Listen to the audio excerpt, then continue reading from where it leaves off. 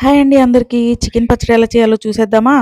First ఉప్పు, పసుపు ఏసి clean చేసుకున్న చికెన్‌ని ఒక కళాయిలో ఆయిల్ ఏసి, ఆ చికెన్ ముక్కలన్నీ వేసేసి చికెన్‌లో వాటర్ అంతా ఎగిరిపోయేదాకా వాటిని ఫ్రై చేసుకోవాలి. కొద్దిగా ఉప్పు, పసుపు ఏసి వాటిని ఫ్రై చేసుకోవాలి. ఈ ఫ్రై అయ్యేలోపు మిగిలిన ప్రాసెస్ చేసుకుందాం వచ్చేయండి. 50 గ్రాములు ధనియాలు తీసుకొని సన్న సెగ మీద ఫ్రై చేసి వాటిని మిక్సీ పట్టి మెత్తగా పక్కన పెట్టేసుకోండి. తర్వాత 100 గ్రాముల అల్లము, 100 గ్రాముల వెల్లుల్లిపాయలని వాటర్ పోయకుండా ఉట్టి అల్లం వెల్లుల్లిపాయ ముక్కల్ని మాత్రమే నిదానంగా మిక్సీ పట్టుకోవాలి మెత్తగా.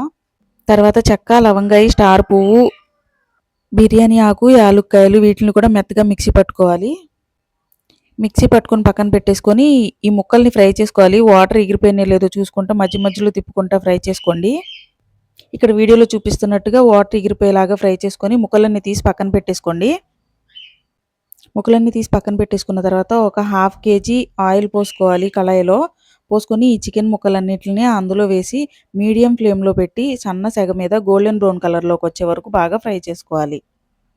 హైలో పెట్టకూడదండి, మీడియం ఫ్లేమ్లోనే పెట్టాలి. హైలో పెట్టి ఫ్రై చేస్తే ఎర్రగా గట్టిగా అయిపోతాయి. ముక్క సాఫ్ట్గా జ్యూసీగా రావాలి అంటే మీడియం ఫ్లేమ్లో పెట్టి మాత్రమే గోల్డెన్ బ్రౌన్ కలర్లోకి వచ్చే వరకు ఫ్రై చేసుకోవాలి. వీడియోలో చూపిస్తున్నట్టు మంచి గోల్డెన్ బ్రౌన్ కలర్లోకి వచ్చే వరకు ఫ్రై చేసుకొని ముక్కలన్నీ తీసి పక్కన ఒక బౌల్లో పెట్టుకోండి. తర్వాత అదే కడాయిలో ఆల్రెడీ రుబ్బి పెట్టుకుని రెడీగా ఉంచుకున్న అల్లం వెల్లుల్లి ముద్ద అందులో వేసి పచ్చివాసన పోయేదాకా బాగా ఫ్రై చేసుకోవాలి. ఇది కూడా మీడియం ఫ్లేమ్లో పెట్టి మాత్రమే ఫ్రై చేసుకోవాలి. మీరు ఏది హైలో పెట్టినా ఇది మాడిపోయిద్ది. మీడియం ఫ్లేమ్లో పెట్టి మాత్రమే ఫ్రై చేసుకోండి.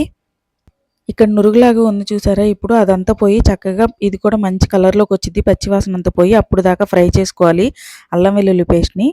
ఇది బాగా ఫ్రై అయిన తర్వాత ఇందులో ఇందాక మిక్సీ పెట్టుకున్న ధనియాల పొడి, గరం మసాలా పొడి 2 కూడా ఇందులో వేసి అవి కూడా బాగా ఫ్రై అయ్యేదాకా ఫ్రై చేసుకోండి.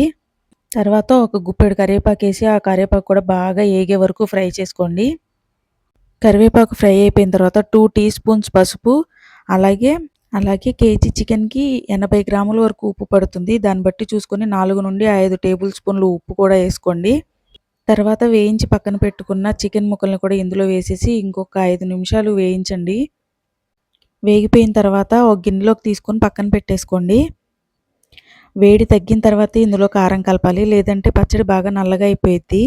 అలాగే కేజీ చికెన్ పచ్చడికి 100 గ్రాముల కారం కూడా పట్టిద్ది. మీ కారం బాగా ఎక్కువ కారంగా ఉండిద్ది అనుకుంటే కొద్దిగా తగ్గించి వేసుకోండి. చల్లారిన తర్వాత నేను ఇందులో కారం యాడ్ చేస్తున్నాను. ఇప్పుడు కారం కూడా వేసి బాగా మిక్స్ చేసి ఇందులో కొద్దిగా లెమన్ జ్యూస్ కూడా యాడ్ చేయాలి. పెద్ద కాయలు అయితే కనుక ఒక 3 కాయలు వేయండి, చిన్న కాయలు అయితే కనుక 5 కాయలు జ్యూస్ తీసి ఇందులో యాడ్ చేయండి. లెమన్ జ్యూస్ కూడా వేసి బాగా కలుపుకోవాలి. తర్వాత పచ్చడి కొంచెం ఎక్కువ రోజులు నిల్వ ఉండడానికి ఇందులో 1 టేబుల్ స్పూన్ వెనిగర్ యాడ్ చేయండి.